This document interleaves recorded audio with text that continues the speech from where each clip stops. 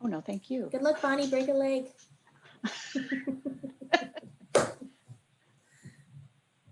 Anytime for you, Marlene. Good morning, those who are just now joining us. If you are looking for the Business Sense Bootcamp, you are at the right place. This is day one. It is now just past 10 o'clock.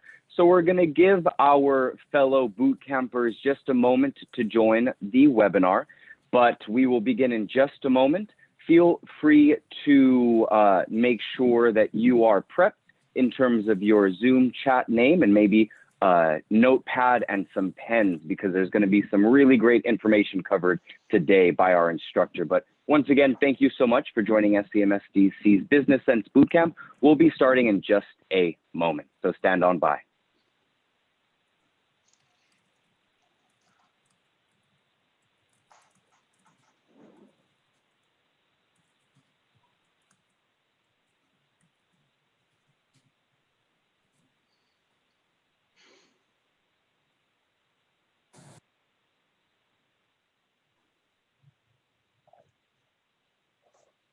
David, I think we should have some music going.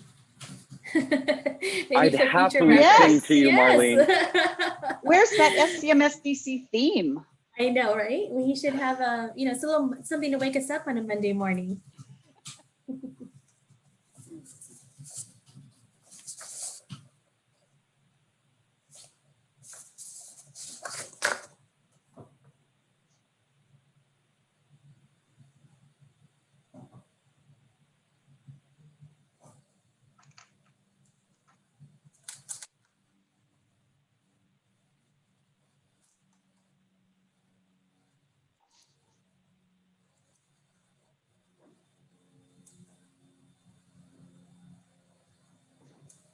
Fix the hair a little. That blue background looks great. I know, look at that.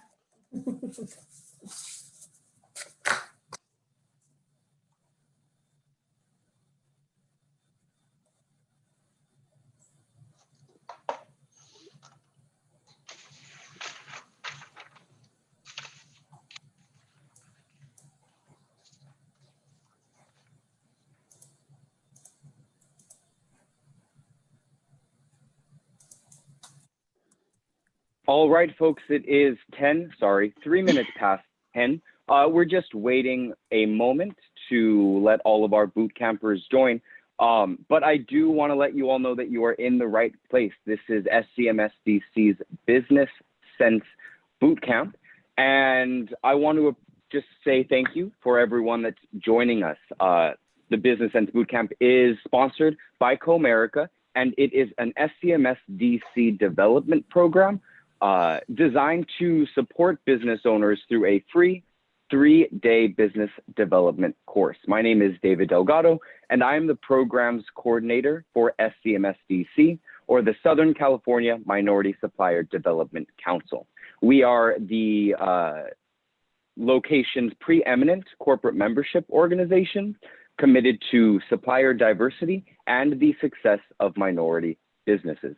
A few housekeeping reminders before we jump into the session. We are on a Zoom webinar, which means that you should hopefully see and hear us, but we cannot see or hear you. That does not mean we do not require your participation for today.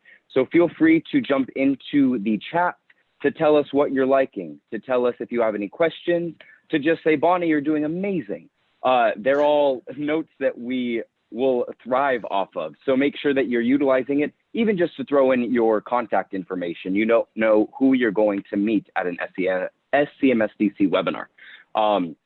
So with that all settled, I would like to take a moment to pass it along to the Director of External Affairs, Marlene Mantell, who will be taking us off. Thank you so much, David.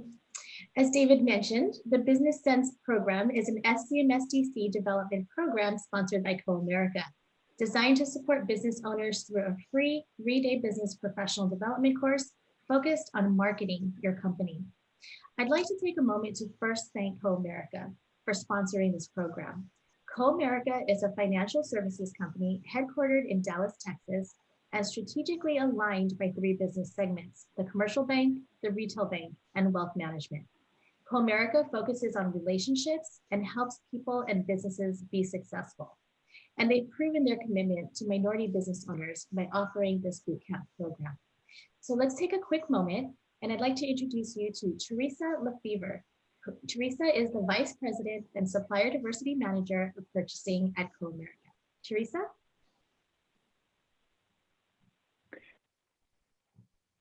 And we may just be waiting a moment while Teresa reconnects. So if you would give us some suggestions or tips about SCMSDC while she reworks her connection. My apologies. Sure, no worries at all. This is 2020 and these things happen, so we know this. A little bit more about SCMSDC. We are one of 23 regional councils across a national network that focuses on certification, development, connection, and advocacy. Those are the 4 pillars.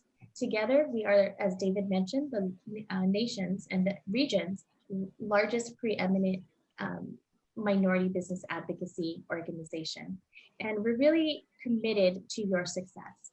I always like to say that your success is our success. So you being here today, you showing up on a Monday morning really speaks to your commitment to your business and our commitment to you to help you thrive. So please consider and continue to consider us a resource, because again, your success is our success. If Teresa's not on yet, David, perhaps we could just move on. Oh, hi, I'm Teresa. here. Yay, Hi. you did. Sorry about that. Wonderful. No Little worries at all. glitch. No I just worries. wanted to say thank you so much for allowing us to work with you on this boot camp. We're so excited to be able to serve our customers in Southern California, and we're so happy to work with SCMSDC.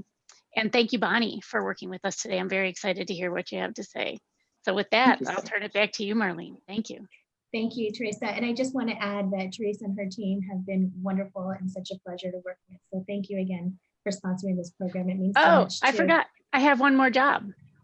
I'm supposed to tell folks that we have 2 more sessions this week. If you only signed up for this one, we have 2 more great sessions on Wednesday and Friday. And the topics are continuing mostly along the line of marketing. We're going to talk about building your brand virtually on Wednesday. And then we're going to talk Friday about social media a little bit and how to grow your business using social media. And then we're also going to have a piece on Friday with myself and one of my coworkers in purchasing, in our technology purchasing group, to talk about how to do business with Comerica Bank and hopefully answer any questions you might have about how to become a supplier to Comerica. So hopefully if you haven't registered for those sessions yet, you will do that. Thank you. Thanks again, Teresa. And I think she's being modest. She wasn't letting me finish that. Her team has been so wonderful to work with. So thanks again, Teresa. So again, thank you again, Teresa. And it's my pleasure to introduce you to today's speaker, Bonnie Nijst. She is the president and CEO of Fidget Branding, a B2B growth marketing agency with a brand-first approach to strategy, inbound and outbound marketing, sales enablement, and design. Fidget works with small and medium-sized businesses, as well as large organizations, including the Walt Disney Company, Warner Brothers, the City of Los Angeles, USC, Amgen, and of course, the list goes on and on. Before Fidget, Bonnie held senior management positions with MediaLink Worldwide, MediaLink Corporate TV, PR, Newswire, and MarketWire. Bonnie is a member of the National Minority Supplier Development Council Board of Directors and currently serves as first vice chair of its National MBE Input Committee. Prior to that, Bonnie was a board member and the MBE Input Committee chair for SCMSDC.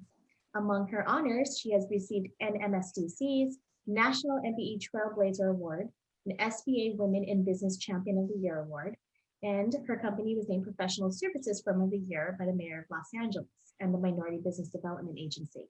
I'm proud to say Bonnie's firm is behind some of the extraordinary marketing and branding done here at SCMSDC. Today, she'll be speaking about how to position your business in the time of disruption, where you'll be empowered with ideas to generate brand awareness, leads, and sales to attract, capture, and retain clients online.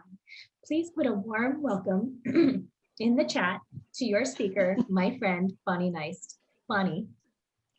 Thank you so much, Marlene. So appreciated. Thank you to you, to SCMSDC, to David, who is like my lifeline, because he's going to keep an eye on that chat box. So go ahead and pepper us with questions. And especially thank you to Comerica, because this is a time when we're really seeing people supplier diversity commitment sort of where the rubber meets the road, and companies like Comerica who are out there right now when minority businesses are really suffering disproportionately during this pandemic, and the other sort of forces that are also at play.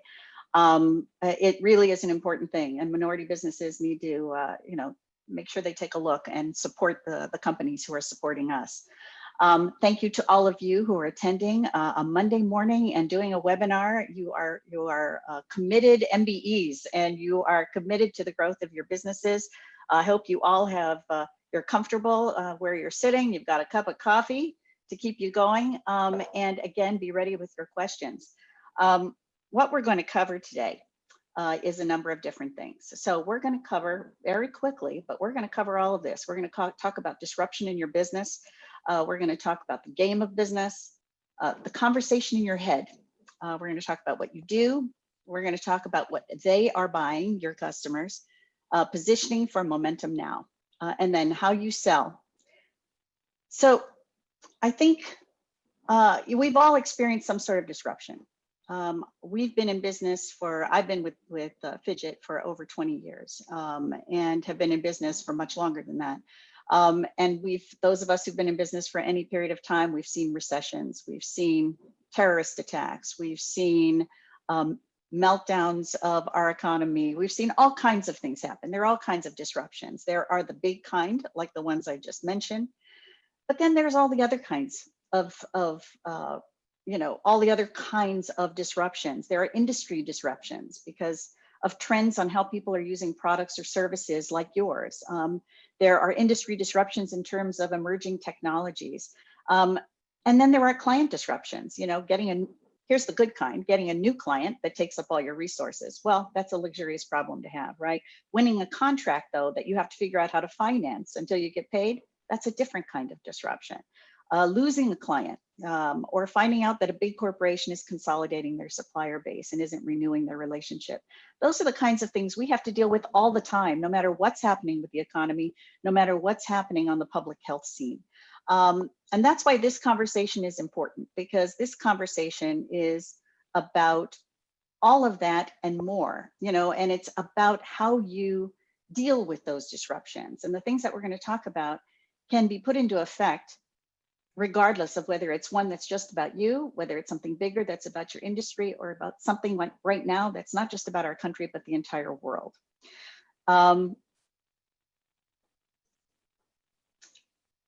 When it comes to disruptions, you have two choices, right? You can ignore it, or you can embrace it. And that's what we're talking about here, because ignoring it is essentially doing nothing. That's the decision when you decide to ignore a disruption that you're in right now, but also if you ignore the signs that one is coming. And that's also a really important part of what you need to be doing, is you need to be on the lookout for those disruptions that you're just starting to hear things about. You're just starting to see that there might be some possibilities about those disruptions. There's two quotes that I really love. One is one that's in Harvard Business Review. Control is for beginners. And that's really, it's about the fact that business isn't perfect. As much as we want to talk about processes, and we're going to talk about planning, and we're going to talk about looking forward, part of business is just being able to respond in the moment, to when something hits the fan, that you're ready to not just to start moving, but actually to step back and start thinking about what your next best move should be. Does that make sense? It's not just moving, it's about the next best move in the moment. And those are sometimes the things that you have to decide. You can't have a recipe for that, but you can have a recipe for thinking through it. And then, the last part is just something that, the last quote, nothing in life that's worth anything is easy. It's just something I think about, because, every time we have a hard time when, you're dealing with business development and maybe you're getting more no's than yeses, or you can't get through to the right person. And My business partner said to me one day, he goes, well, why is this so hard? And I just said, it's never been easy. It's work. You know, it's not that it's not satisfying. It's not that it's not great. It's not that it's not something that we're proud of, but it's not necessarily easy. And it's something that has to be worked. You have to move it. You have to move it forward. So, and that's a lot about building resilience. You know, so when we're talking about taking a look at what happens in a disruption, that's about also building that muscle of resilience, knowing that there is a next best thing that you can do. So one of the things that really is something that I started thinking about a lot back in, well, we started thinking about it toward the beginning of the year when we were just heading into this pandemic. And that's this idea first about, you know, getting out of your own head. You know, when you're going through a disruption, the conversation in your head is about, you know, cash flow. It's about what are we going to do next? It's about where are we going to go? How are we going to handle this? What's going to happen? How are we going to deal with clients?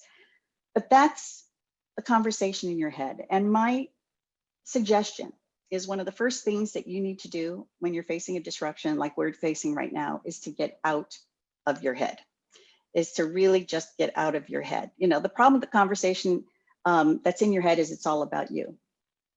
And what you need to do is change the focus, and the focus needs to be on the customer, on your client. And one of the first things that we did is we just started reaching out.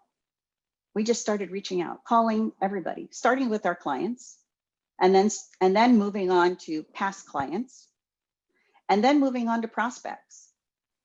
Because this is the time, and this is the time again, because we're now hitting another milestone in this pandemic, right? Which we all thought we were probably going to be out of this by now. We were starting to think, oh, maybe by Christmas, you know, or how is it possible? You even went into the summer and thought, how is it possible? We're actually in the summer and this is happening. But this is now the time again to do it. It's a perfect time.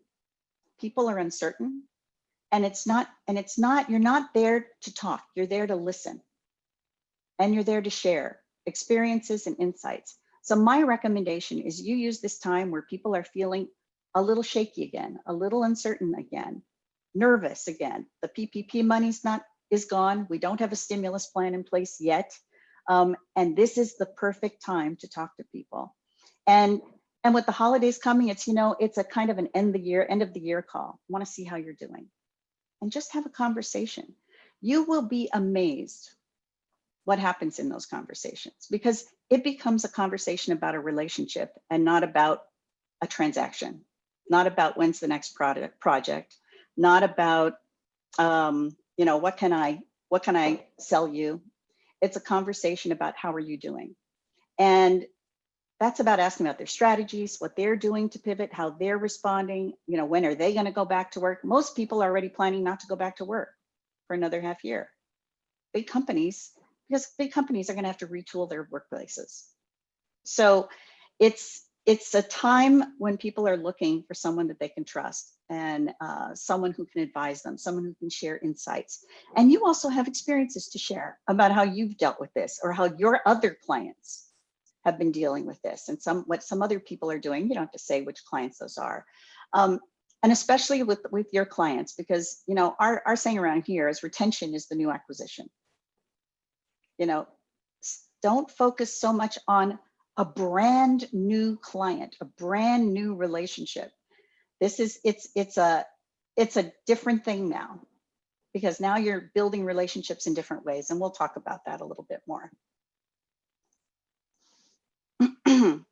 So one of the things that I have been thinking about was this idea about the game of business. And the game of business is not meant to be condescending in any way about the seriousness of what we all do, but it's a way to frame it to help make it make more sense, especially now. You know, this is a tough time for everyone, whether you're an essential business or not. This offers you a chance to just sort of reset, and it's mostly a reset up here, right? It's a reset up here, which resets not only how you think, but how you speak, and it resets about how you solve problems. and how you see problems. So it's based on actually a book that was written in the 80s by an economist named James Cars.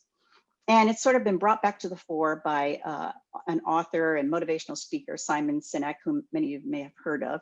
And he has a book about it right now. And that's what sort of inspired my wanting to bring this forward today, because I found it very useful for me as a business owner and as somebody who's been in business for a long time. And it was illuminating. It was really illuminating. So let me share a little bit about that with you. So it's about finite games and infinite games. So finite games have known players, they have fixed rules, and they have an agreed upon objective, like, you know, football, baseball, this is what we're going to do. We're going to run around the bases. Or football, we're going to try to get something get past the goalpost, right? It has a time frame. It has a beginning, middle, and an end. And if there's a winner, there has to be a loser. That's a finite game.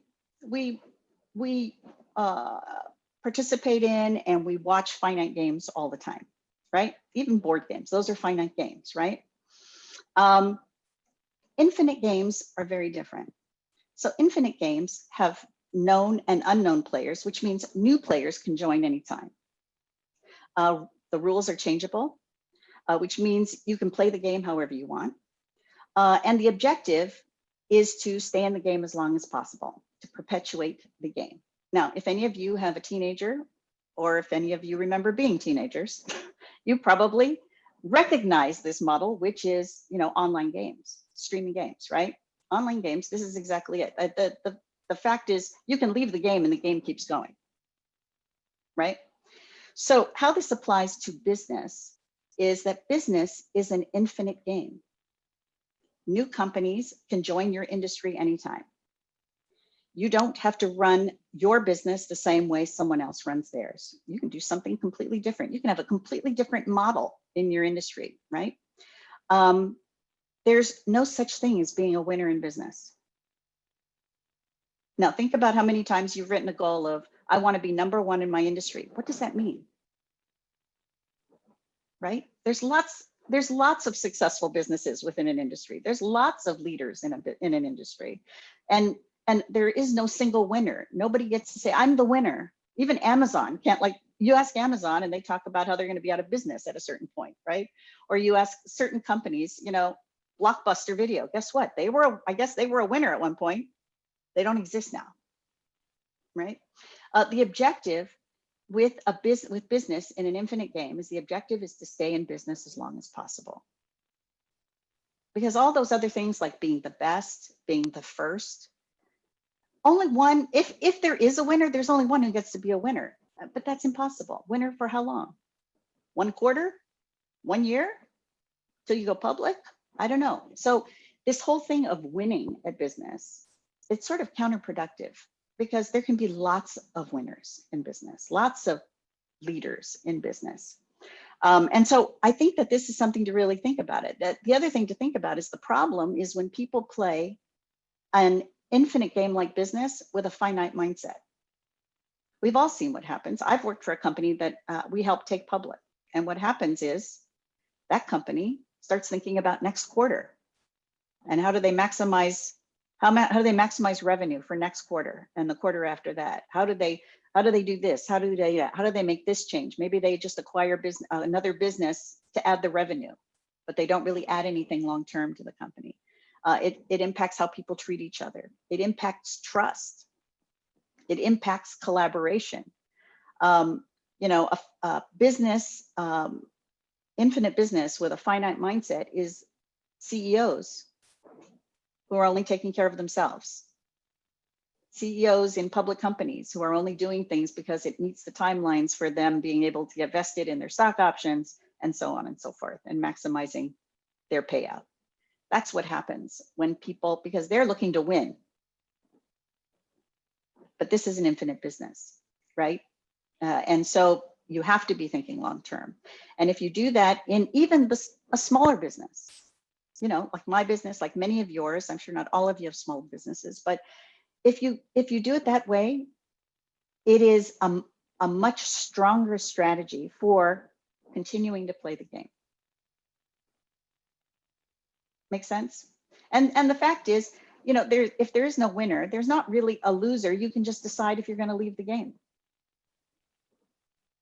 You just may decide it's just not worth it. Maybe it's like, you're upside down in terms of revenue, whatever, and you decide, I don't want to play this anymore. Like the business keeps going, the game keeps going. Okay. So the reason why I think this is important in the time of this pandemic is because an infinite mindset allows you to recognize that whatever's happening right now is not the end. It's just something, it has to be managed and it has to be adapted to. And you have to think about how this pandemic is affecting what you do, how you do it, and who you do it for.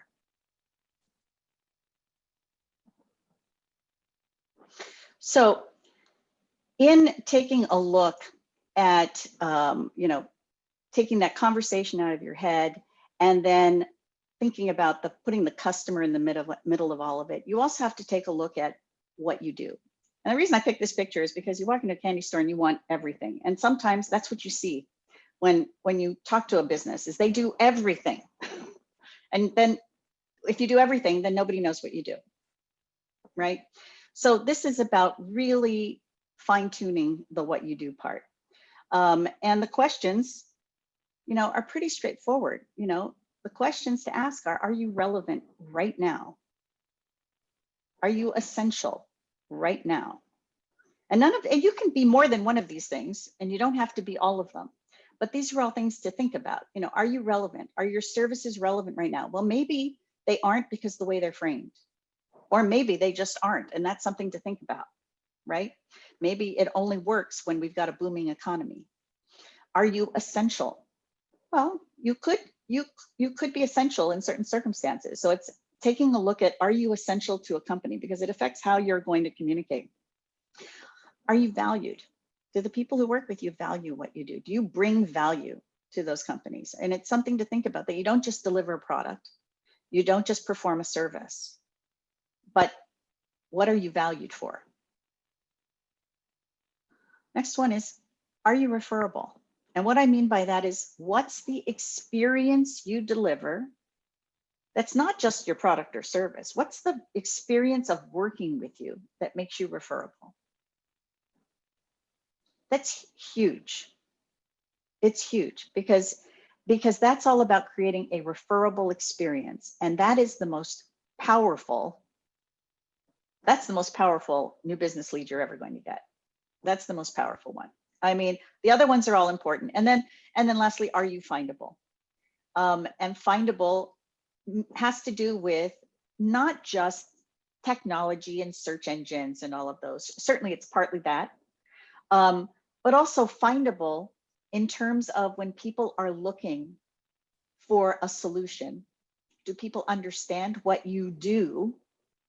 And then do the people who influence other people's decisions? So this is beyond referable, because referable is really a proactive act, right? Findable is somebody's looking and asking, an influencer.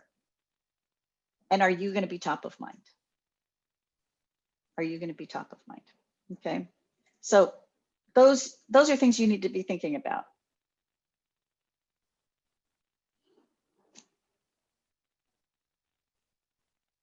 So taking a look at those products, there's kind of really 4 choices here, right?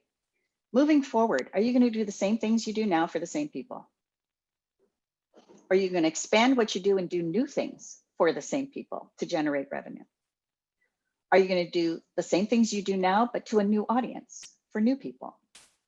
Or are you going to pivot completely and do new things for new people? Those are sort of the choices. Now, it doesn't mean you can't do some of one and some of the other, but take a look, because those are sort of the incremental ways of thinking about your product or service mix. They're all sort of really logical extensions of your brand and can be woven into your brand story in a way, if you're really thinking about that this is what you're consciously doing, right? So same things for the same people. You might still do some of that, but you may decide, you know what, I can apply this to this new audience, especially given this pain point during this pandemic. And I can do it at the right price point for those people. So you might decide to do the same things I'm doing for the same people. Maybe that's slowing down, but you can apply your expertise to a different audience.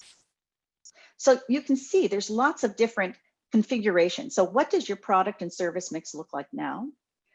What does it need to look like during this period, for however long it is, and beyond?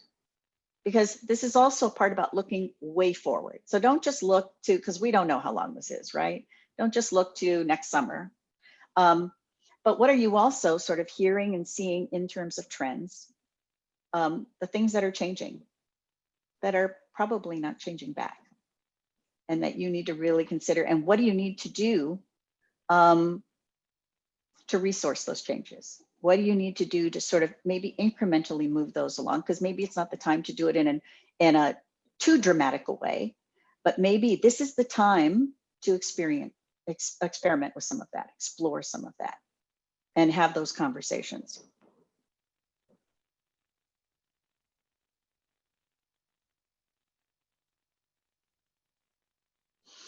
So, you know, what are they buying? Well, who's they, right?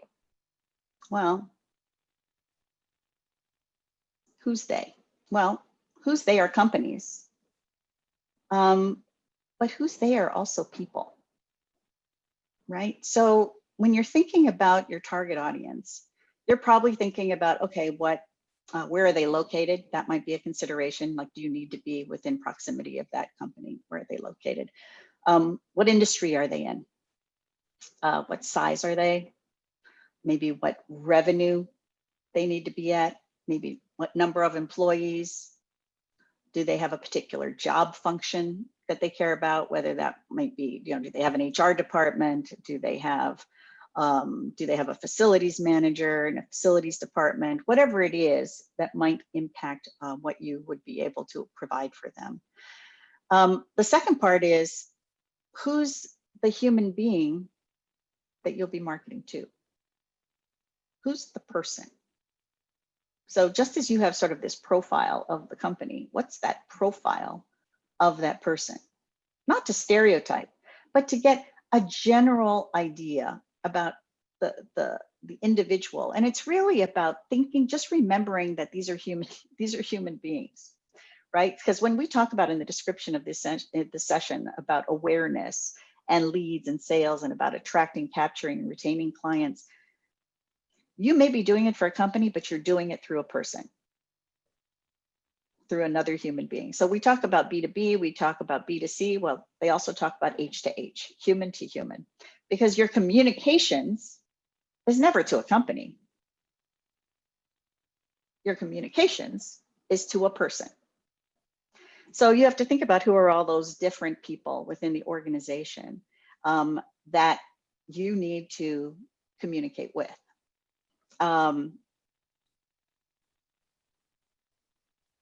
those could be, like when you're talking about a large corporation, that could be procurement, that could be supplier diversity, that could be the department, whether it's HR or whether it's engineering or whether it's facilities or whether it's legal, whatever it might be. So those are all of those pieces. But I'm going to also say that instead of just looking at your audience that way, I would also, you know, instead of just looking at your audience and who is out there, to also shift your thinking a little bit with this simple question. And that simple question is, who are the people who will benefit most from what you do and how you do it? And the reason I say it that way is because that's a question that's packed with a lot of information, right? Because it's, who are the people? You have to know who are the people. You have to have some information, right? But then who will benefit most assumes you understand the benefits of your products and services. So I'm not just talking about features and specifications. And I'm not, if you have a product, and I'm not just talking about processes if you're a service company. You know, understanding the benefits of what you do is a different thing, right? So there was an economist, I think he was an economist, Theodore Levitt. No, he wasn't an economist. I think he was a professor. So Theodore Levitt, anyway, he had this great quote. He says, people don't want to buy a 1/4-inch drill. They want to buy a 1/4-inch hole. Okay. Clayton Christensen, who's a Harvard professor, or a late Harvard professor, he just passed away earlier this year. He said, you need to know what the customer hopes to accomplish, but he called it the job to be done. So it's like, he said, think about when you're selling a service or you're selling a product, is they're hiring you to do a job. And that you want to think about what's the job they're hiring you to do, which is very different from the product itself. Okay, so Starbucks sells coffee. What are they hiring you to do? Maybe keep them, it used to be for me, I was hiring Starbucks to keep me awake during a long commute. Now, when you look at it that way, my Starbucks competitors aren't just coffee.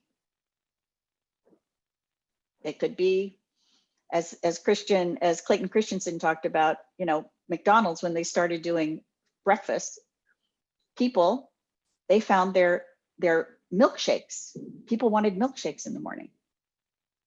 And they wanted milkshakes in the morning because one is, it would keep them awake during their commute, but also it wasn't hot and wouldn't spill on them. And you could drink it slowly. You could consume it slowly.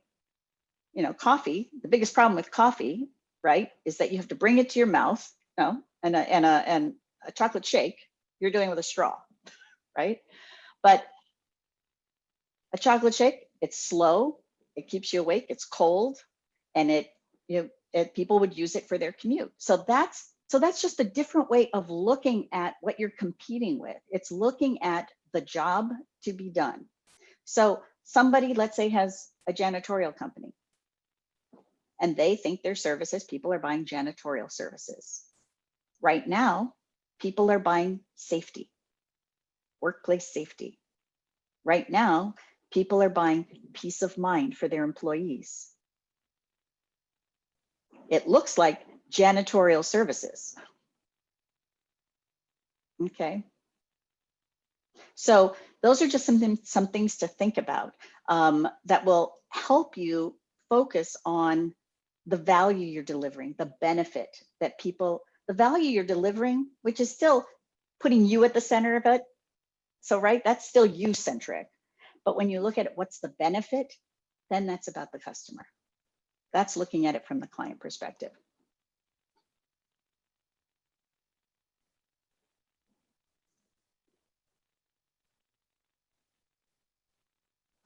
There's the question that I mentioned to you. So who are the people who will benefit most from what you do and how you do it?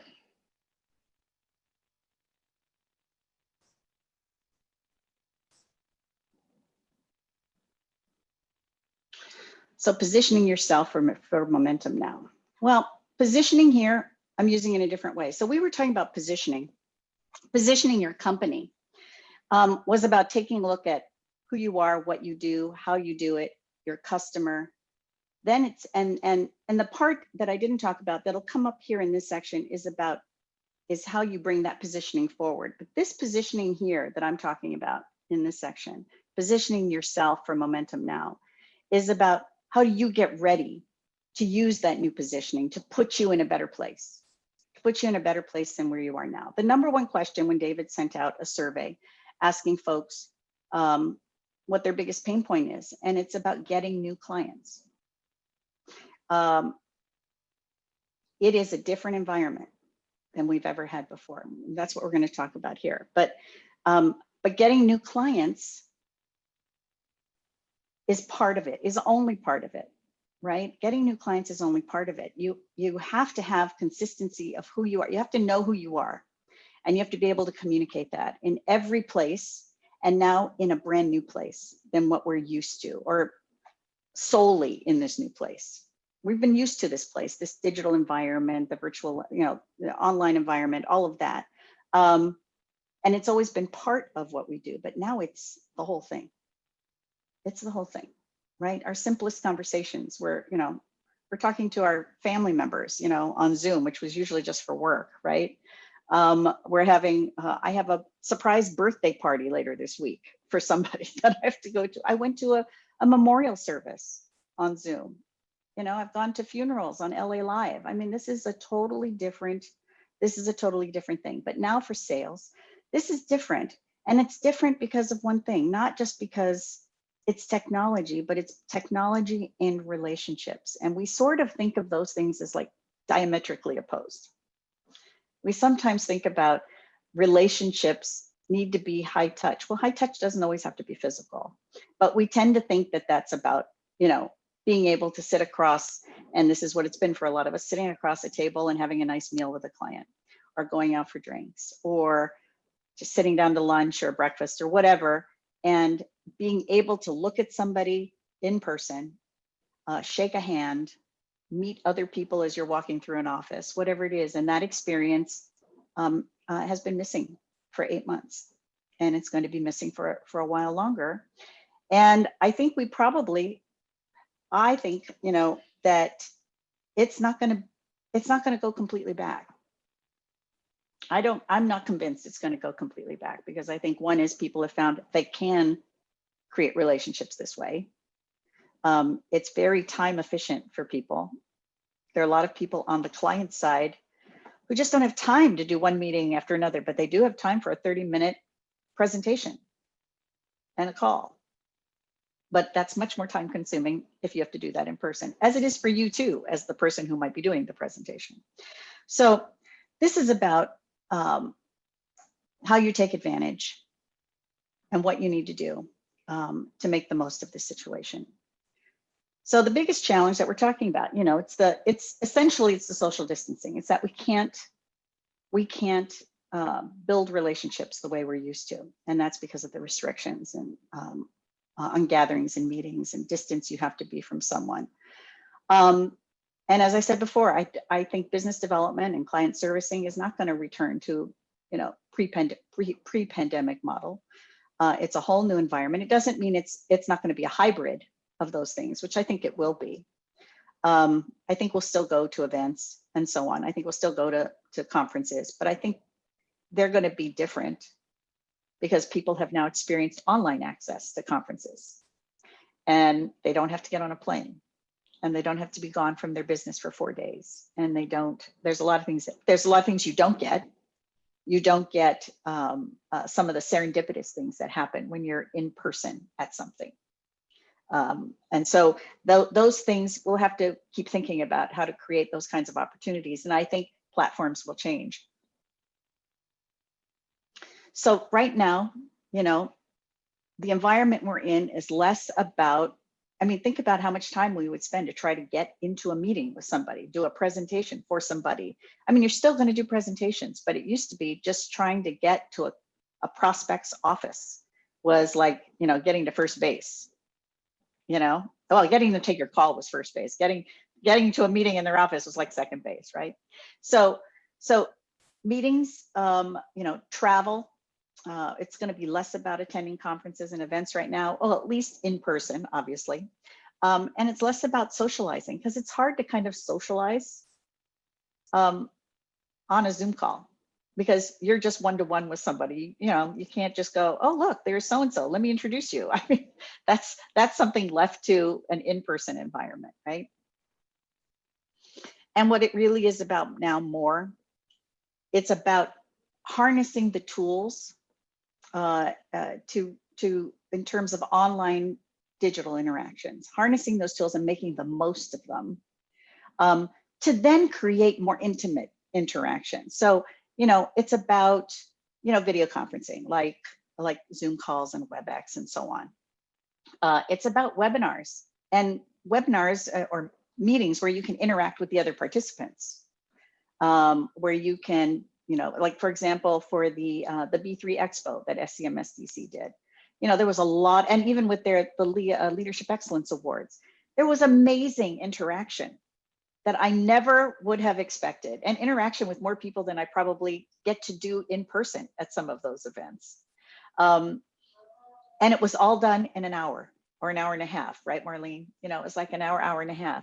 It was incredible. I mean, that was like light years from what we probably thought it could be a year ago. And it's just, that's going to get better.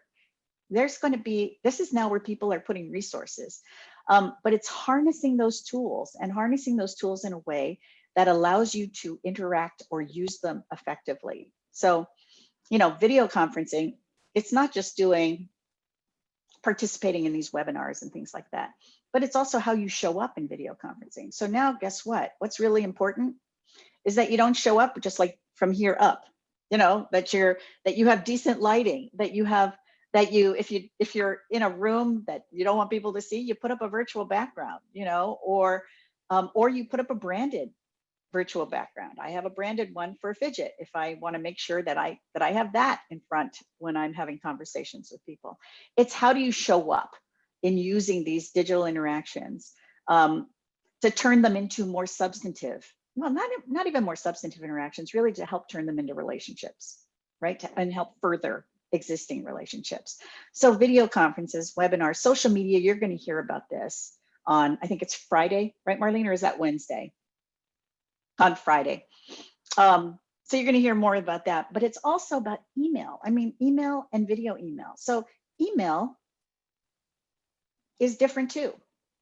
And you have to think about how you show up in email. Like you can't do some gigantic rant and put everything in all your products and stick your product deck and and think people are going to open it. You know, it's like a relationship. You know, you don't go on a date and tell them everything about your family tree and, you know, and then medical history, and you don't do that. It's incremental, right? When you have a relationship, it grows incrementally. Every time you see each other, you learn something new, you have another interaction, you have a different conversation, you share something. It's over time. We have to be patient. You know, too many people use email as just this place to dump stuff. I mean, I had somebody who, they just sent me their whole deck and I'm going, I just met you. You know, it's like too much information. And there is such a thing as too much information. And then also this part about video email. This is also an amazing upgrade in terms of what you could do with video. There are now, you know, you can now easily do video emails, attach video emails to reach out to people. People do them in terms of, we're used to doing them in terms of texting or with friends or with family, but there's a more professional way to do it as well. And then, you know, there's your website. And these are all things that have taken on new meaning and new importance and have a different, more increased, more strategic role in terms of how you create momentum for your business during this time. So, you know, in talking about that, you know, your online presence, the thing we've been talking about with our clients is that, you know, your website, because you're not in your office, your website is your new business address, right? They're coming to visit you, you know, and so it has to be more than just a digital brochure. People are looking for incremental interactions. This is for the company that doesn't know you. Okay, so this is for somebody, the new client that everybody wants. Your business address, your website is more important than ever because you get one shot. You get one shot. People look at something and they draw conclusions, right? Your website is that new business address. And then if they stay, it's about your messaging. So it's not just about having a website. It's about having a website that works for you. And that's the question you need to ask about your current website is what is the job? If we talk about the jobs to be done, what job is your website doing for you? So if you just have it as like this, you know, like people tell me all the time, they go, well, I don't get any business from my website. I said, your business isn't set up to create business for you. Your website has nothing for people to respond to except your contact information. So think about that. And people need their websites to do different jobs. So for example, if you have a complicated business, the job of your website may be to educate your potential customer, because they may have lots of questions about what you do, or you may be a totally new concept out there in terms of a service you provide or the product you provide. And you may need to educate. So does your website educate? You know, you need to differentiate. Does your product differentiate? Or could I slap anybody's logo on your website and it would still apply to them?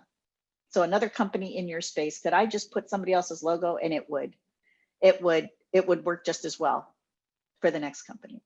That's when you know it's not differentiated enough. And you really have to find that thing that differentiates you.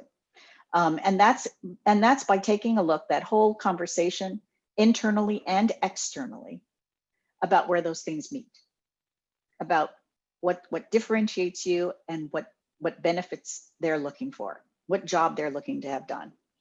And your website should ultimately drive engagement and some level of conversion. Now, conversion may be just setting up a meeting, you know, to set up an online call. Conversion may be, you know, that they request some information from you. You know, that may be enough to then have your someone in your sales department reach out to that person. But that's really, really critical. That's really critical. Is your website now is more important than ever, because literally the only place we can go is online. I can't go to your neighborhood. I can't go to your office. I can't go check out your nice furniture. I only can see your website. And then I can see you on screen.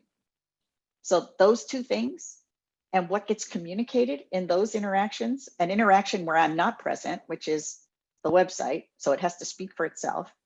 And then the interaction where I am present, where I do speak for myself. Both of those things have to add up to something compelling. Those have to add up to something compelling and hopefully becomes the nugget for the start of a relationship. And the interesting thing about relationships, the relationships are infinite games. So I've had clients who have left the relationship, but I've stayed in a relationship with them. So there are people who write off a client who leaves. You know, well, forget that, you know, they're gone. I've stayed in a relationship with people. And guess what? When you do that and you do it well, and you know that you offer the benefits that they're looking for, you know that you're of value to them, those clients invariably come back. They may go, I mean, I've had clients go away for 5 years and they come back. I've had clients go away for 2 years and come back because they want to try something or they want to do something different, or there's somebody new in charge, whatever it is. It doesn't mean you have to be out of a relationship with them or that company. And staying in a relationship is nothing more than a state of mind and a respectful way of staying in communication with them. That's all. Staying in communication with them, letting them know when something changes, letting them know, you know, what does that look like? So, you know, what does that look like, staying in a relationship and also looking at it as an infinite game? Is we had at one point, there was a client that was just not responding to my accounting folks, not responding to a bill that needed to be paid, and it was overdue, and somebody said it would be paid, and then it wasn't paid, and then they didn't answer calls, and it just, you know, it was really frustrating, right? So the person in the accounting department is feeling, you know, they're ignoring me, they're you know, whatever, they're taking it very personally. So instead of sending it to collections or, you know, calling a lawyer or whatever, you know, the kinds of things that people do, I knew already that they valued what we did. I knew from my relationship with the CEO. And so I called the CEO and I said, you know, I know how much you value relationships. I know how important those things are to you. And I don't want anything, regardless of whether we're working together, I don't want anything to impact our relationship because it's really valuable to me. It's really important to me. And I just wanted to let you know that this is happening. He apologized. He said, I will take care of it immediately. This was 2 years ago. And he took care of it. And then I called him and I told him we received the payment and I thanked him. And, you know, he said, you know, we're just having a little bit of a, you know, this is kind of a tough time. There's lots of things going on and we're trying to figure out, you know, what our next step is going to be, whatever it is. And I said, well, just let me know if you need anything. But, thank you very much for taking care of this. I really appreciate it. And then this year he called right during this pandemic and said, I need to hire you for consulting services. And what he said was, and I'm not an expert in his space. I'm not at all an expert in his industry. He says, I need to talk to somebody that I trust. And we just signed a retainer agreement. So, I mean, that's staying in a relationship. There's no reason to not stay in a relationship unless the person was so totally, or the company was so totally at odds with your own values, or they were not people of integrity. But if they are people of integrity, guess what? People always have a choice to work with you or to not work with you. It's a 50-50 shot. It's a yes or a no. And you're going to be on the no side sometimes for whatever reason.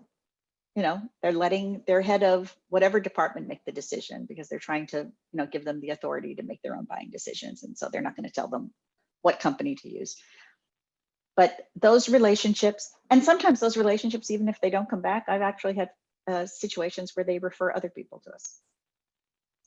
They've referred other business. So you just never know. You never know what opportunities you're missing, that you're inadvertently leaving on the table. Okay. So the next steps, really, you can't do everything. It would be nice to, everybody says you have to do this and you have to do that. And decide which things are the most important. For most people, at the very least, it's your website. At the very least, and these are not overly expensive things to do. It's getting your message straight and being consistent with your message, and make sure your customers in the middle of that, is at the center of that, not you. Make sure it's not just about what you do, it's about what they get. And it's not just the product or service. What do they get? The benefit. What's the benefit that they get? So determine which digital tactics make the most sense for you. Make sure that they're, you want to make sure they're creative and they're engaging. So my point, when I say creative, engaging, and communicates value, is when I think of marketing as just the activity. It's a neutral thing, right? We're doing emails, we're doing webinars, we're doing content, it's the how you do it that makes the difference, right? And the how you do it has to do with being creative, being engaging, and communicating the value, and then keeping the customer in the middle of it, keeping the client in the middle of it. And that's really that's that brand approach. And that's where you want to make sure you're consistent about how you talk about yourself. And that consistency should run across the different platforms. That consistency that is on your website should also be consistent in your LinkedIn profile, should also be consistent, when you're dealing, if you're doing Twitter, if you're doing Instagram, whatever it is, you want it to be consistent. It doesn't have to be exactly the same. Consistent doesn't mean the same, because what you don't want to be is redundant. You want to offer layers of information, or layers onto your brand. So I don't look for, let's say, my LinkedIn profile to say my bio. It should just add a layer of what I bring to my job as the president and CEO of Fidget. And so that they get a sense of me as one of the assets when they work with Fidget. Okay, and that's the same for everybody else who works here. So, we were talking about, getting that new client. And I love this image because the typical thing is, if you were to see something that says how to sell, you would see something like a graphic with dollar signs. But this whole point goes back to the thing we talked at the beginning, which is one of the best ways to get business is to attract people to you. And that's what having a clear brand and a clear message helps to do. It can't do it all by itself. Nothing does everything all by itself. And so all of those things that I talked about, the referability, the findability, the creating value, delivering value, being relevant, all of those things help to create an attraction to your business that will make selling a different proposition. You know, it used to be in the old days, there was, well, there was a old days, sort of the old days, the old saying was always be closing. And that comes from a play called Glengarry Glen Ross. That was a movie, which was the mantra for the salespeople. Always be closing, just always sell it, just sell it. Well, nobody, you know, it is not effective to sell something to somebody that they don't need. You know, I mean, that's the idea with a, you know, always be closing. It's just sell it. We're talking about just make sure the client's getting what they need. Sometimes that means you refer them to somebody else, honestly. If what somebody needs is not what you do, it probably doesn't behoove you to do it just for them, because it's not really your sweet spot. You know, unless together you're deciding, let's try this new tact, and maybe then you might be doing something like that. But how to sell is really very much has a lot to do with the power of attraction. So rethink how you sell. So number one, and people always laugh when I say, well, first of all, how you sell. Step one, stop selling. And stop selling in that always be closing way, right? And what we say is instead, always be helping. If you always look at a conversation, first of all, you'll never make a cold call again. if you're always helping, because if you're always focused on helping, it means you have to talk to somebody and you need to listen to them, and you need to hear what they need, right? So stop selling, and instead start helping. It doesn't mean you're not going to sell, but it's just you're not going to sell in that old way. And then always be helping. And always be helping has to do with just how you interact with somebody, but it also may have to do with educating. It may also have to do with going out and doing webinars of your own. It may have to do with doing a presentation to their team, just so you can educate them on this new technology that you have, or this new solution that you have, that you want to just bring to their attention. And then the last part is to be more efficient. And I know that's a big, you know, 3 words that just like, what does that mean? And specifically what that means in terms of sales really is it's about the technology. You know, this is a digital world. This is a digital situation we're dealing with, an online situation. You need to master the technology. You need to multiply yourself.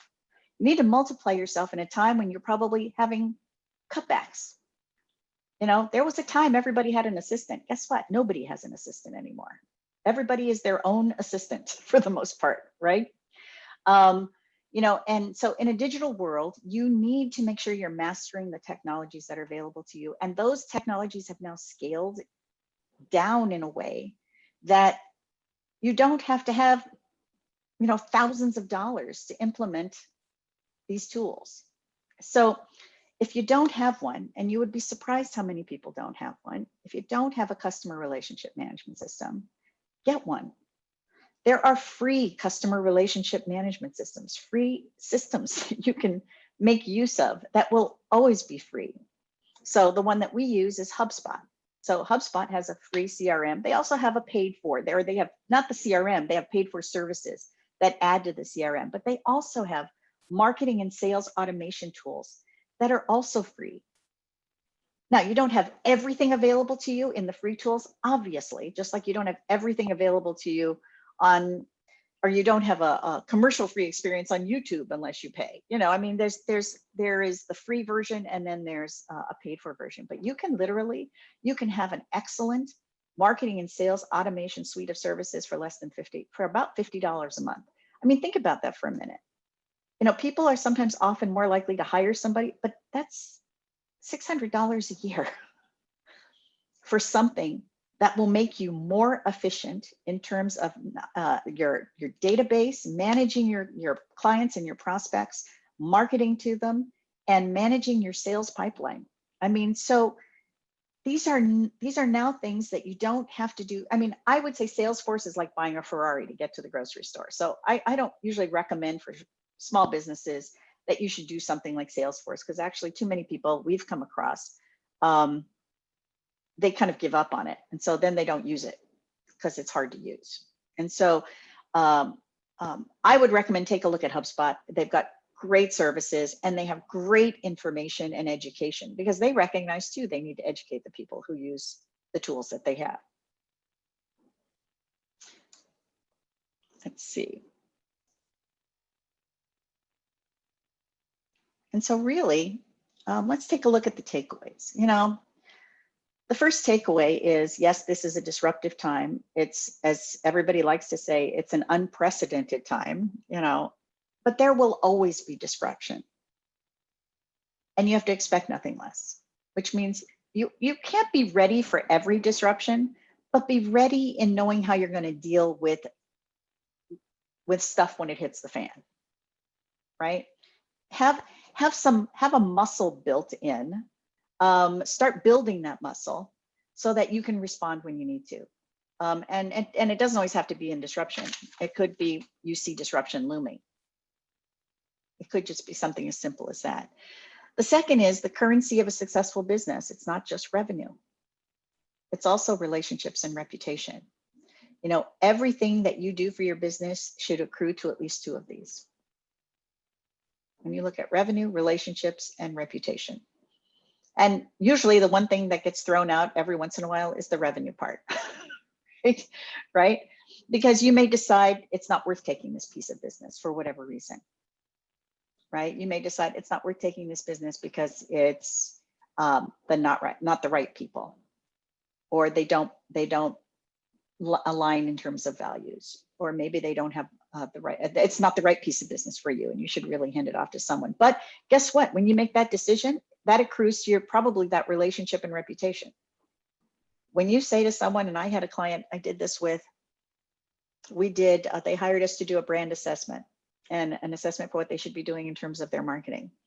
And we did a full assessment. We talked to their employees, we talked to their vendors, we talked to what else did we talk to? Senior management, we talked to their customers. And we came back to them with an assessment that said, your brand's in trouble. Your brand's in trouble. And you shouldn't be doing any marketing right now. Because we can help you do marketing, get them to come to you, but you're not able to deliver right now. Because there's some things in your operation that's broken. There's some unhappy customers. There's this or that. And they thanked us. They paid us for the assessment. And they came back 5 years later. And they were a client for 6 years, 7 years, a good solid 6 or 7 years at about $750,000 a year.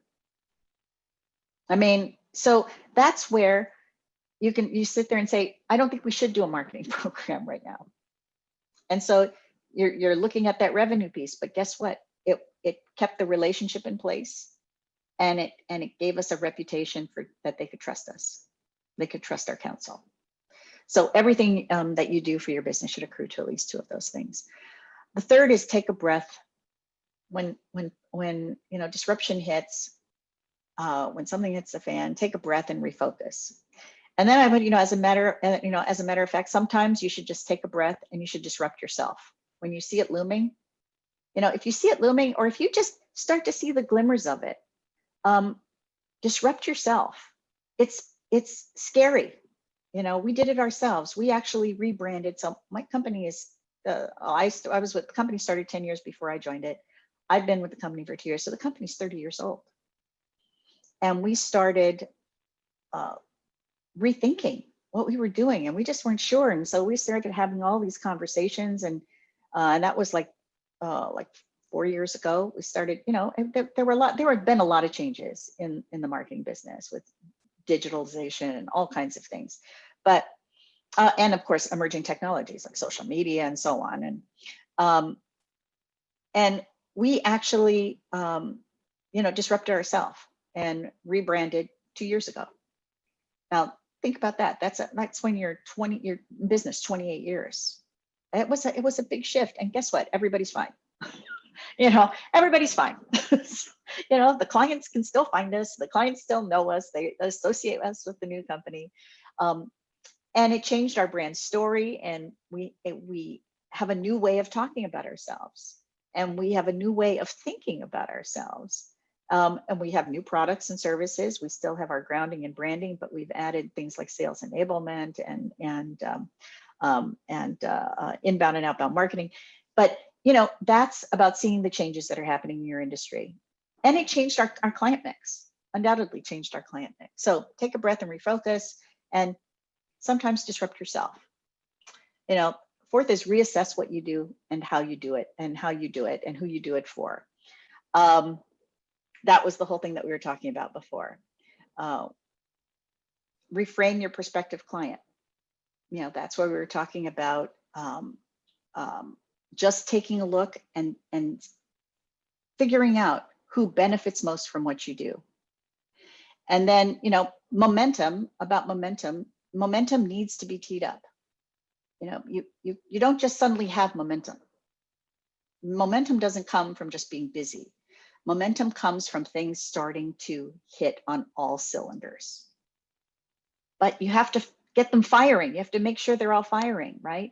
So you need to master the online environment to communicate and build relationships more effectively. And then, you know, rethink how you sell, and instead help them buy. Help people buy.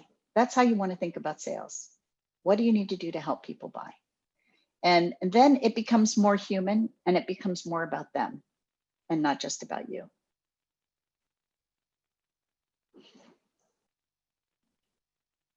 And David, I think we are at questions, if there are any.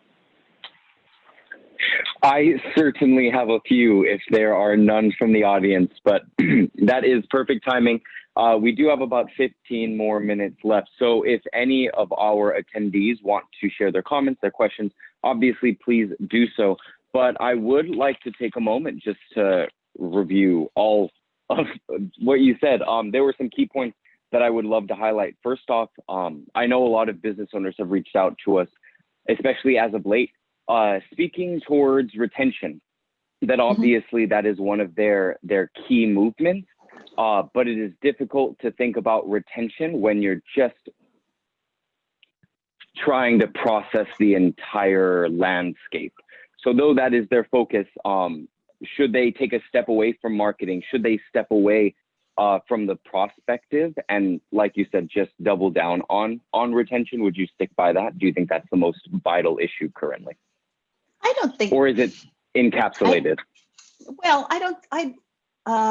know, unless you have so many clients, you know, that you can't think about, you know, prospecting at all, or you can't think about talking to older, you know, ex-clients, or you can't think about the people you've been talking about who have been interested in what you do. I think you can do all of it. I think it's just conversations. You know, you're going to deal with whatever's the most important thing in the moment, but you have to make sure not to forget what's important. So there's that urgent and there's the important. So the urgent part, of course, that's why clients come first. So that's why you're calling the clients, making sure they're good, seeing what's happening, because you also need to know what they're looking at for next year. How are they looking at next year? Is everybody's still working? Is everything still moving forward? If not moving forward, how have they shifted what they do? And how does that impact what you provide to them? So I think you're dealing with clients first, but I wouldn't ignore talking to past clients. I think it's a great opportunity to just show that you're still in relationship with them, right? Because a lot of people feel really guilty when they leave a company, and then they kind of, you know, they don't want to ask for help. They don't want to ask for your advice or get some insights from you. Make yourself available. It's, you know, it costs your time. It costs your time. And it just shows that you're still in a relationship. Shows that you're still in a relationship, and there's the opportunity to rekindle. So there's always that. And then I think you still reach out to everybody you've like done presentations to. This is just a good opportunity to check in with people and how they're doing. And if they're really having trouble, you may be able to, you know, recommend them to somebody else for whatever it is, or if people are out of work, or, there's all kinds of things that can happen, right? But just listen. It's a time this is the perfect time to listen. Everybody's in a certain level of pain, for lack of a better word, you know, pain or discomfort. Everybody is on a very personal level. Everybody is. Agreed. And I think that was perfect. I would love to give you just a quick gimme before I get to some of the questions that have been sent in. marketing is obviously a topic in high demand, but it's oftentimes something that is cut in moments of struggle. Do you think marketing is something that can be skipped over, or do you think it's an essential staple that holds up a business? What would you say? Well, I mean, I think it's essential, but I mean, but you have to respond to the moment. And the moment is, it may be that people have less money to invest in marketing. Everybody needs, if you have a business, you need to market. You need to stay, because a lot of marketing is about staying top of mind, right? You also need to market if you're making changes in your product and service mix. If you're looking at what you're doing and you're making changes, you need to market, because hopefully you've created some changes that are more relevant, or that's relevant to your current clients, maybe relevant to a new audience that you need to help them find you, or you need to make sure you're findable.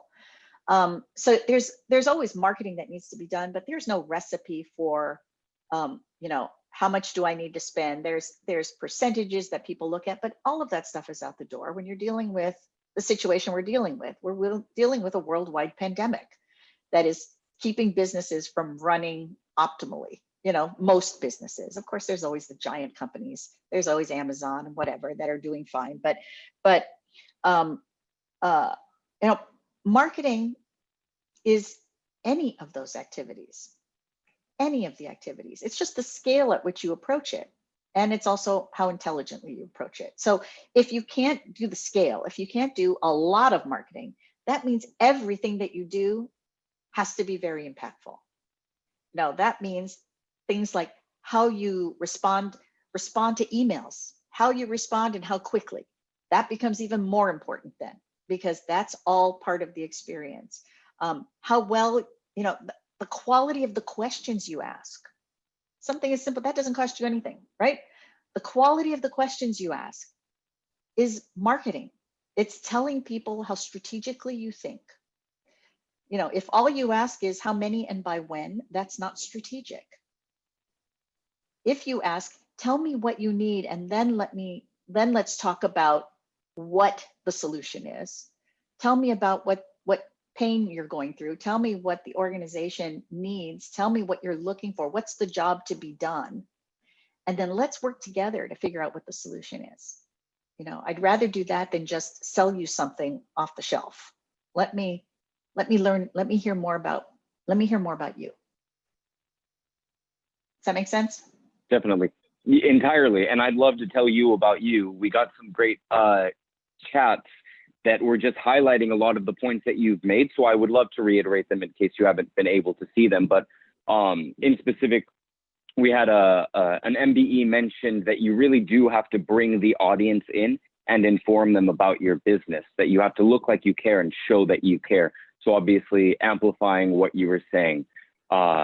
Furthermore, they mentioned that, or one of the questions we have just received was that if you are, and this is from, Vinay, what are the best marketing tools that you are able to use where you can just start marketing digitally? A little bit wide-ended, but perhaps a little more focused. Are there any applications, programs besides social media oriented that you may highlight as essentially useful? From a marketing perspective,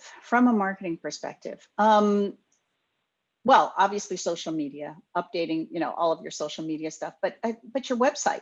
I mean, if you have a website, take a look at it. Take a look at it and see what it can do for you. First of all, what is it doing for you? And maybe it's nothing, it's a brochure. Or maybe it's collecting, people fill in, you have a contact box and people have to fill in information, but nobody ever fills it in. So it's collecting leads, but we're not getting any leads. Well, then you're not converting them. So now you have to make sure, if what you're looking for is conversion, you have to give people a reason to convert. And I would say one of the things people won't convert is if you give them a form that's got, 20 fields in it, people will not fill out that form. It's like, do you really need all that information to have a conversation with someone? I know people who will go on a date with somebody with less information than that. So it's just, you have to be really realistic and think about yourself. How do you respond? I mean, I don't fill out everything. I don't fill out everything when I get, and I always get very irritated when I get to a site that to convert me, they just want my email address. And once I give them my email address, they then require I fill out a 10 field form. That's very irritating. And I usually leave those sites unless there's something I really, really, really, really want from that site, right? There's a piece of content I really, really, really want. But I'll usually go away and try to find another way to get it because I don't want to give all of that information to someone. So, think like a human. Don't just think about somebody who's trying to capture information. Think you're human to human. How do you respond? How do you respond when you come across those things? When are you willing to give your information? Now, can you create that same experience on your own website? Do you have content that you can share that's valuable? And that does all the other things and building a relationship and burnishing your reputation. I mean, all of those things have to be thought about. But the easy things are, updating your website, getting your website up to snuff, getting your messaging up to snuff. But that's part of getting your website up to snuff too, right? What is your message in this time? In this time and in the place that is your industry, what is the messaging that differentiates you? And just and really be wary if you have the words best or first or the most this or that. I mean, that's not a differentiator. That's not a differentiator, the best. It's just not a differentiator. So really think that's where you have to really think. But the doing, there's lots of doing. You have emails, you can do email campaigns, but you have to have a website. I mean, you have to have a database. You have to have contacts. So, that's the other part is, have you put everybody into a database? And have you sort of classified them, whether they are just influencers or whether they're prospective clients or whether they're clients? Are you collecting that data on a regular basis? You do a project and you meet 5 people in a Zoom call. Okay, you met 5 people in a Zoom call. What did you do with that information? Did you add them to your database? Did you ask them to link in with you? So in a time when you're looking for new contacts, those are the places you're going to find new contacts, right? SCM SDC has an event called Needs and Leads, and you get into a call with like 20 other business owners or 30 other business owners, and you're having conversations. You should be able to walk out of that with 20 new LinkedIn connections. And that's also, your brand is communicated in how you show up, even in that environment. So don't get lazy. Like if you're going to a Needs and Leads, make sure you look your best, make sure you sound your best, make sure you look credible. Nobody wants to link in with somebody who, can't manage their camera on Zoom. Nobody wants to link in with somebody that, has a convoluted message when they introduce themselves, right? Or they couldn't answer a basic question or didn't understand the instructions or whatever it is. So be cognizant of how you show up. And then be cognizant of all the opportunities that you may be missing to connect with new people and to introduce your company to them. I appreciate that you have focused so much on websites, because that is sometimes the downfall of a lot of businesses, new or established. I would like to reiterate, and this is using the knowledge gained through SCM SDC programming, which I welcome you all to continue to utilize. It's not just about the look. It's about usability. Have you checked your website speed? What all is on there? Have you run it through the systems that tell there are bugs, pages don't work, there are dead links? Does it take 30 seconds for your mobile site to load, which is likely what people are viewing your website on? So obviously we'll get further into these details, especially with these next 2 upcoming sessions on Wednesday and Thursday. But I would like to touch base with a few more of our attendees. So again, we have some more comments. You need marketing to help you reach your target audience or expand a new untapped audience, magnifying what you've already mentioned. A question from Stephen H. What metrics or things do you keep in mind when creating a marketing strategy? How would you define success? And at what point, if you're not successful, do you decide to retool what you are doing for marketing? So once again, that main question, what metrics or things do you keep in mind when creating a marketing strategy? So, to me, the metrics are what are meaningful to the client. Okay, so my metrics are sort of, they don't matter. My metrics don't matter. The metrics that are important are the ones that are important to the client. And that's why you have to have conversations. That's why you have to listen, right? So you'll have a client that will say, let's say you have a client that says, we need to generate more leads. Okay, well, what does that mean? What does that mean? How many more leads? I mean, do you have a number that is tied to something? So is that, how many salespeople do you have? How many leads do they need? How many leads do they need in order to turn something into a business? What's their conversion rate? So there's all kinds of questions I can ask if somebody says, I need my website to generate more business. So what does that, and so the question is, what does that look like, right? And then you can attach metrics to it. Then you back yourself out of that. And then that's how you get into a budget. And then somebody goes, oh, well, I can't afford that budget. Well, then you go, well, then you have to do something else because, or we have to think of a different way to create that kind of impact. So if it's for a website, for me, a metric may be, what that looks like. My website working for me is that people consume certain kinds of content, or they request a consultation. Or which is actually not the bulk of it, but that's one of the things that we want our website to do. We want our website to educate. So we want to see people consuming content, and we want people to, when they're ready, remember, it's all about their timeline.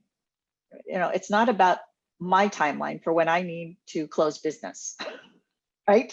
That's not the client's concern. And so that just means you just need to have enough in the pipeline to keep all of that moving, to keep the machinery working. So everything is about what the client needs. So for example, if you're dealing with a nonprofit, or our membership organization, it could be about new member. They may decide the metric is the number of new member inquiries, or the number of people who download our membership form, or whatever it might be, or number of people who come to our potential member event that we do a couple times a year, whatever it might be, right? If you're a nonprofit and you're looking to raise money, that's a whole different thing, where the metric is you're trying to see people donate, or you're looking for volunteers, or so the metrics are all going to be different things. And then you build around what it is you need the website to do. And Thank you so much. And we are running. And then that way it's grounded for the client when you're taking a look at what happened, what everything's that you then have a framework, a strategic framework to work from. So sorry to rush that last answer. No. We are running low on time. We do have a few more questions to respond to, and just in case we cut off, do you feel comfortable giving our attendees a method of contacting you? Would you prefer a website? Are you all right with emails, calls, consultations? No, email is fine. Okay. People can send an email to me. Okay. And it's, let me just make sure I've got it here. So it's Bonnie at fidgetbranding.com. So Bonnie, BONNIE at Fidget, FIDGET branding.com. And it's right there. Perfect. Thank you so much. I know we didn't get to all of these questions. It is inevitable, but they're all still very important. So feel free to connect with Bonnie. I'm sure she would be happy to help. And if not, reach out to us and we can put you in connection. But I would like to take a moment just to thank you all once again for attending today. It's just the first session of the Business Sense Bootcamp, obviously sponsored by Co-America. You will be receiving a short survey in just a moment. And we do ask that you complete it if able, so that we are able to integrate your input in future programming lessons. Looking forward, as we mentioned, we have 2 sessions left in the bootcamp, and we hope you all have the time and capacity to join us on Wednesday, December 9th, as well as Friday, December 11th. Now that Wednesday is our market and grow session. Friday is the social media gold session. And it's also in tandem with the doing business with Comerica. So please make sure to sign up. I will throw that link in the chat, and you can always visit our website, scmsdc.org/bootcamp for more information. So it has been a pleasure. Thank you, Bonnie. And I would love to open the floor if anyone else would like to sign off. I'd like to jump in really quick and just once again thank Bonnie. Phenomenal job as always, just giving us a great foundation to kick off this boot camp.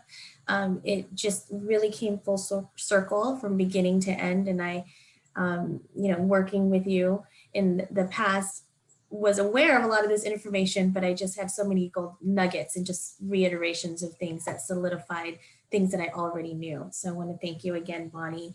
And of course, thank our sponsor, Comerica, Teresa Lefevre, such a cool last name. Do you have any closing comments for our group or for Bonnie? Just thanks so much. It really was great. I found myself writing things down furiously. I'm not in the business or anything, but they're all just so smart. They're just so smart and dead on. Sitting in the corporate seat, I could really relate to exactly what you were saying. And unfortunately, I have very few suppliers that do it the way you do it. But those that do, I have known for 20 years. So, and I'll go to them time and again, regardless of who I'm working for. So very, very important and just dead on. Well, I just want to thank everyone. Thank you so much for the opportunity. David, thank you for just guiding us through the whole thing. Marlene, I'm so glad that you invited me to do this with you. I'm really honored. Thank you to Comerica, Teresa, and for your support, not just for this event, but for minority businesses. It's really, really important right now. The kinds of resources that you folks are putting to MBEs, and the things like we say all the time amongst ourselves is that we need to support the companies that support us. And it's just really important. So thank you so much. And thank you, all of you, for participating today. It was a pleasure to talk with you today. Thank you all so kindly. We will see you at Wednesday session, and have a fantastic day. Thanks so much. Thanks, everyone.